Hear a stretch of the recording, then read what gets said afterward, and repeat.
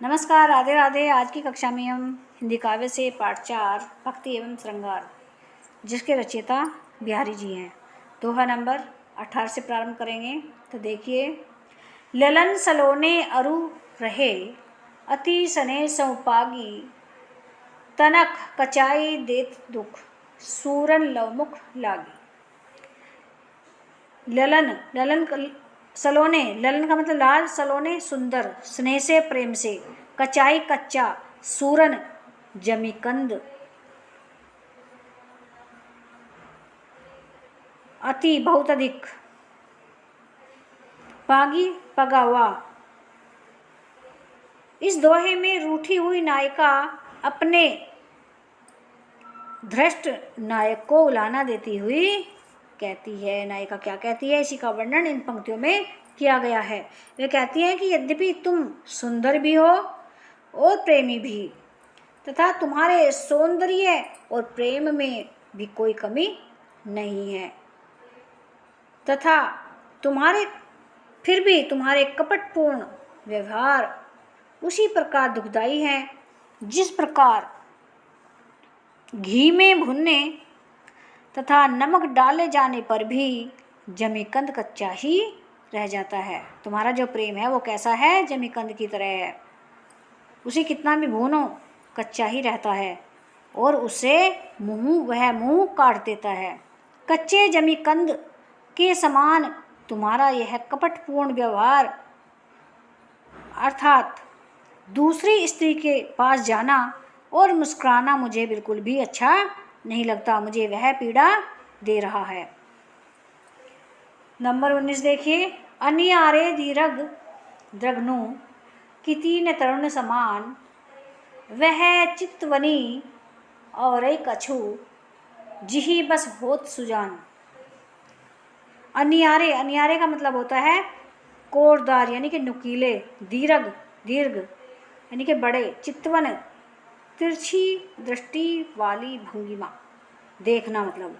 चितवन का मतलब क्या होता है, देखना तिरछी दृष्टि से। सुजान सौंदर्य के पारखी, रसिक। इस दोहे में बताया गया है कि बाह्य सौंदर्य की दृष्टि से संसार की अनेक वस्तुएं एक समान हो सकती हैं। इसी का सुंदरता का वर्णन इन पंक्तियों में किया गया है।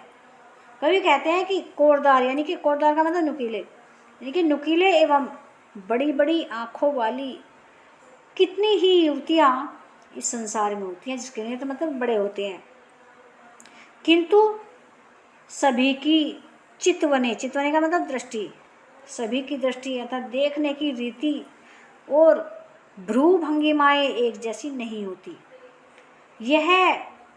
वह चितवन कुछ और ही होती है, या किसी एक में ही होती है, सब में नहीं होती, जिसके वशीभूत गुणीजन होते हैं, नहीं रसिक होते हैं। नंबर 20। क्यों बसिए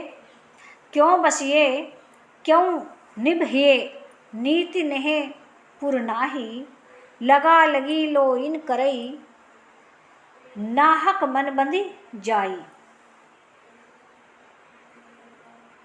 बसिए का मतलब बसा जाए, निभये निर्वाह किया जाए, निभाया जाए, नेहपुर प्रेम नगर,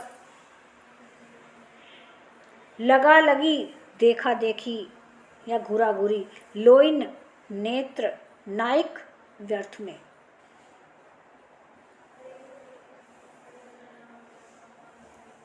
इस दोहे में प्रेम की विचित्र रीति का वर्णन किया गया है।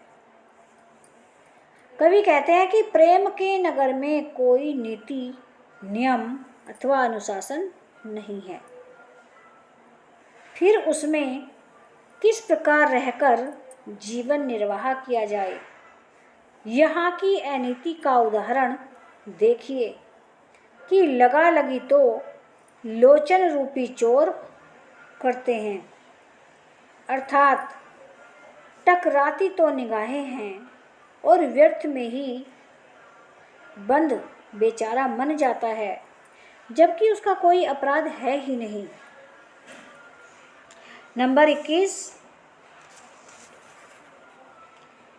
दृग उर्झत, दृग का मतलब नेत्र, उर्झत उलझना, टूटत टूटना, कुटुंब परिवार, जुड़त जुड़ना, चतुर चतुरचित चंचल मन, प्रीति प्रेम, परति पड़ना, गांठी गांठ, दुर्जन बुरे मन, दुश्मनी हिये हृदय, दई यह रीति।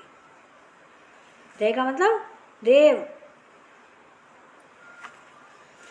इस दोहे में कवि ने प्रेम के परिणाम का वर्णन किया है।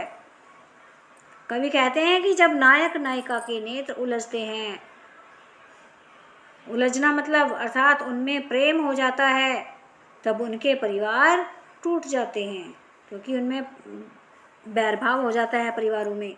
अर्थात नायक नायिका का अपने अपने कुटुंब से संबंध टूट जाता है और वे दोनों एक दूसरे को ही अपना सब कुछ मानने लगते हैं। इस प्रकार चतुर प्रेमी प्रेमिका के मन में गहरा प्रेम हो जाता है। यह देखकर दुष्टों के हृदय में गांठ पड़ जाती है, क्रोध हो जाता है, अर्थात दुष्ट उनसे ईर्ष्या करने लगते हैं। किनसे? नायक एवं नायिका से, प्रेम करने वालों से।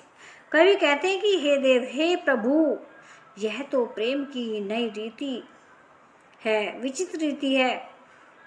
कहने का मतलब है कि असंगति प्रदर्शित करते हुए कवि ने सिद्ध किया है कि उलझता कोई है, टूटता कोई और है। चित्त किसी का जुड़ता है और मन में गांठ किसी और की पड़ जाती है। अर्थात नेत्र प्रेमियों के उलझते हैं, परंतु टूट हृदय, टूट कुटुंब जाते हैं, परिवार टूट जाते हैं। चित्त तो प्रेमियों के जुड़ते हैं और गांठ दुर्जनों के हृदय में पड़ जाती है। प्रेम की यह रीति बहुत ही विचित्र है। प्यारे बच्चों, लेसन 4 कंप्लीट हो गया है।